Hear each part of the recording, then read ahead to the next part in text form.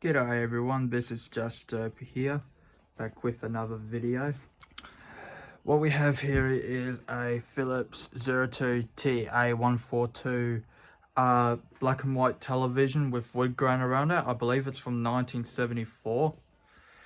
I got this on Monday, just before I headed off to afternoon class at TAFE.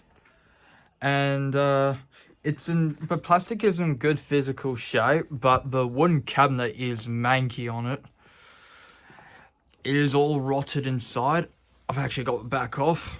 You can actually see there's mould on the inside and it's all warped because I think the person who last had it must have stored it in a damp location. And as a result, probably like in an attic or basement or a shed.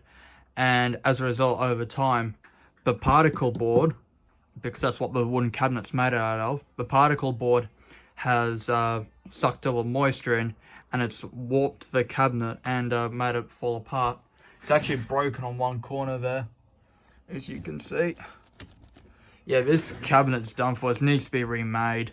But what I'm going to do first is first of all, I've got to replace the power cord. So we'll probably be doing that, but I'm gonna try and fire it up. And once I get all the electronics working on it, I'm gonna rebuild the the wooden cabinet. Fortunately, I got the equipment to do so. So we're gonna just have a look at this television. So I've already taken the screws off the board, so we're gonna take this off, and also did a bit of cleaning. If I can get this taken off. Gotta be careful here I don't break anything.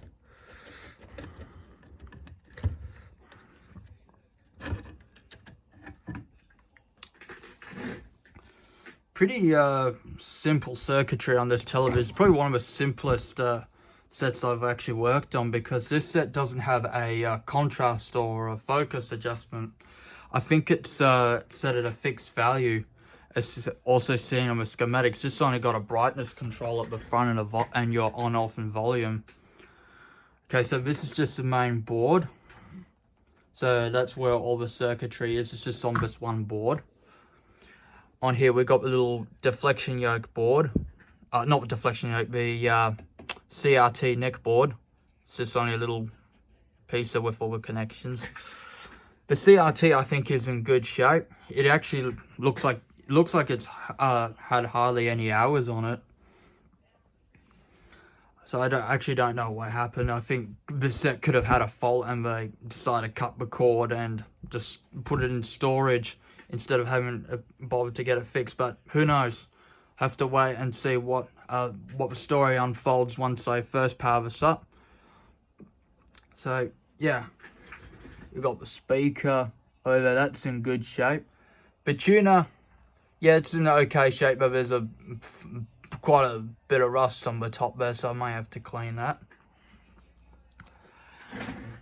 But all the transformers and stuff are in here. So there's your flyback transformer.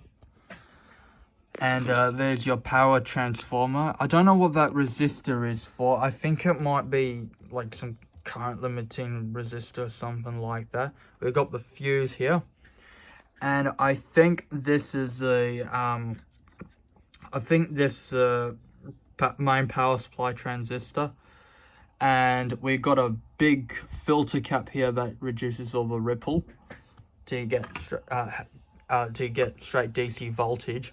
It's from a rectifier, which is done by these 4 diodes. It's like a bridge rectifier. We've got a bunch of other stuff here. Yeah, really, I don't have really much to say about this set, really. There's your deflection yoke right here and the 2 adjustment magnets. These magnets are only seen on black and white sets, and what they do is you use them to adjust the position of the image. And over here we have the aerial connections. I think this looks like what used to be an antenna. I actually don't know why the spring's there, but it's weird. Anyway, the antenna's missing on that. And these are the terminal connections for when you want to hook up a bell into it. Instead of screws, I just got these slots you'll hook them onto. Yeah. Also forgot to show you, this set has a contrast visor on it, like some of my other sets do, and it is removable. And the tube on this, it's that typical European design again, like what Philips used to do a lot during that time, where the profile of the tube sticks out. Better not let that fall off. So yeah, the profile or picture of the picture tube sticks out instead of being recessed in. That was a very common thing with European sets over time, and what Philips did in Australia as well. You got your VHF tuner that uses the standard channels back in the day. You got your on, off, and volume knob, so when we turn this on, you click it and you adjust the volume, and you just got a brightness control. Like I said earlier, this television set does not have a contrast or focus adjustment. According to a schematic, it's actually set at a fixed value. God knows why.